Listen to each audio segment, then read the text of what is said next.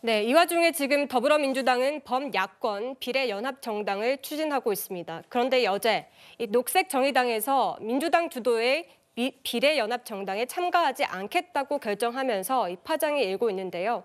장윤주 변호사님, 지금 만장일치로 불참을 결정한 배경은 뭐라고 보십니까? 결국 저 대변인의 내용처럼요. 네. 논평 내용처럼 위성정당을 반대해 왔다라는 그 명분을 위한 것이다라고 봐야 될 것 같습니다. 네. 사실상 녹색정의당이 위성정당을 만드는 것이 이제 결국에는 이제 잘못된 것이다라고 이제 계속해서 주장하고 있는 상황이기 때문에 민주당이 주축이 돼서 만들어지는 이제 준위성정당인 비례연합정당에 끼는 것 자체는 명분상 어렵지 않겠냐라는 것이 이제 결단의 큰 배경이었을 것이다라는 생각은 드는데요. 결국 중요한 것은 비례연합정당에 녹색정의당이 참여하지 않는다 하더라도 일단 민주당과 그리고 진보 진영에서의 또 연합정당은 만들어질 것은 분명한 일이고, 그럼 앞으로 녹색정의당과 과연 녹색정의당이 이야기하고 있는 지역구에서의 연합이 가능한 것인가, 그 부분이 이제 문제가 될 것입니다.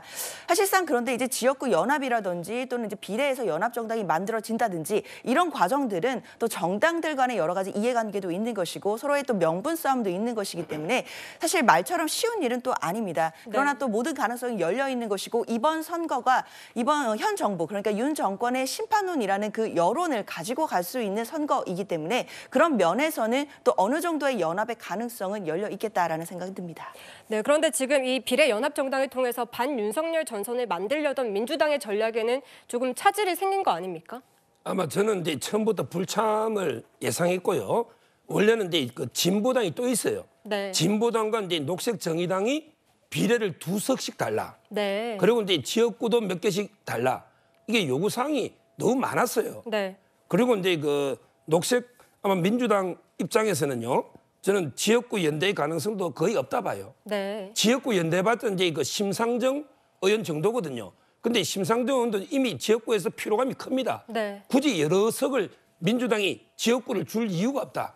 저는 결국은 이제 정의당은 이제 참여도 안 하고 지역구 연대도 안 되면 역사 속으로 좀 쓸쓸히 퇴장하는 이런 이제 분위기고, 그 자리를 진보당이, 원래 이제 운동권 진보 정당에 원래 진보당이 더 조직원이나 원래는 이게 세가 더 강했어요. 네. NL이 주축이기 때문에 아마 진보당이 참여하고, 그리고 이제 강성희 의원 있잖아요. 네. 이런 데 연대가는 아마 이제 옛날에 정의당이 하는 역할을 진보당이 하지 않을까. 그래서 진보당은 민주당과 통합이 되고 연합이 되고, 아마 이제 정의당은 독자 노선 가다가 좀 이게 세가 지금 엄청 약하거든요. 네. 앞으로 이게 정치판에 큰 의미 있는 역할은 힘들 것 같아요.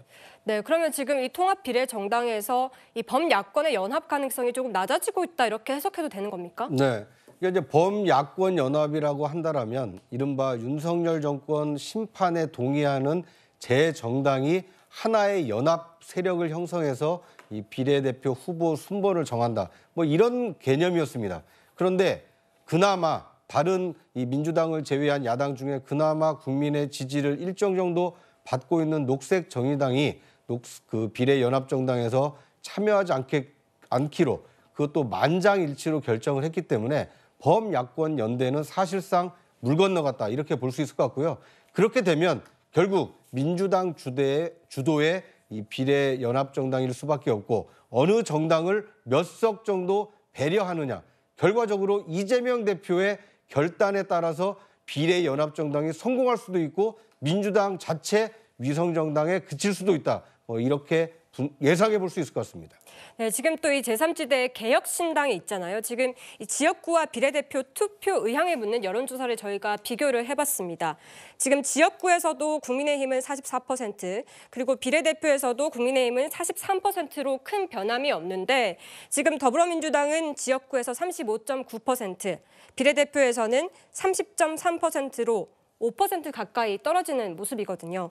지금 이 개혁신당과 녹색정의당이 이 민주당의 비례를 가져간다, 이렇게 해석해도 되는 겁니까? 네, 그런 성향이 지금 그 여론조사상으로는 보여지고 있어요. 그런데 어떤 차이가 있냐면, 네. 지금 국민의힘 같은 경우는 이미 그 비례정당을 위성정당을 만들기로 했잖아요. 네. 그렇기 때문에 그 표가 집결이 돼 있는 거죠. 그런데 지금 저희 민주당 같은 경우는 앞서 말했지만 지금 다른 세력들과의 어떤 연대가 있고, 아직 비례 순번이라든지 방식이라든지 지금 정책 연대가 아직 확실하게 확실하게 정해지지 않은 상태이기 때문에 어떤 존재의 어떤 그 틀이 아직 정해지지 않아서 어떤 국민들에게 아직은 어필을 하지 못한 것으로 보여지고 있고요. 근데 이제 개혁신당이 앞으로 어떤 스탠스로 어떻게 나아갈지 본인들 자체적으로도 지금 내용이 있기 때문에 과연 그 표가 계속해서 개혁신당으로 갈지 아니면 다시 민주당의 어떤 비례연합정당으로 돌아올지는 지켜봐야 된다 이렇게 말씀드리겠습니다. 네, 그런데 지금 이 대표도 위성정당을 만들겠다고 하면서 사과했던 거 아닙니까?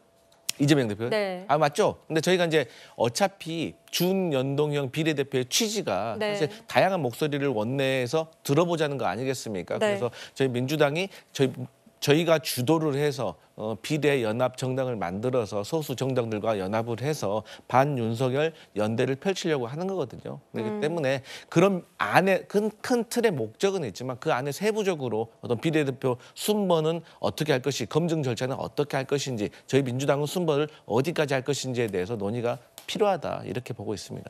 네, 이걸 단편적으로 해석할 수는 없습니다만 지금 이 여론조사 결과를 보면요, 이 더불어민주당에 떨어진 그 표를 지금 개혁신당이 어느 정도 가져온 것으로 보이는데, 네. 그럼 지금 개혁신당의 지지 기반은 진보 세력이라고 봐야 되는 겁니까? 일단 야당 세력이 결집하고 있다 이렇게 보는 것이 타당할 것 같습니다. 네. 그 KSOI 여론조사 하나의 결과를 놓고 앞으로도 총선 민심이 이렇게 갈 것이다 전망하기는 어렵습니다만 네. 민심의 한 단면을 잘 보여주고 있는 것은 뭐냐면 국민의힘의 경우에는 이 여당 지지층을 결집하고 있는 모양새가 나타나고 있습니다. 44%라는 것은 상당히 많은 여권 지지층이 결집하고 있다 이렇게 볼 수가 있는 것이고요.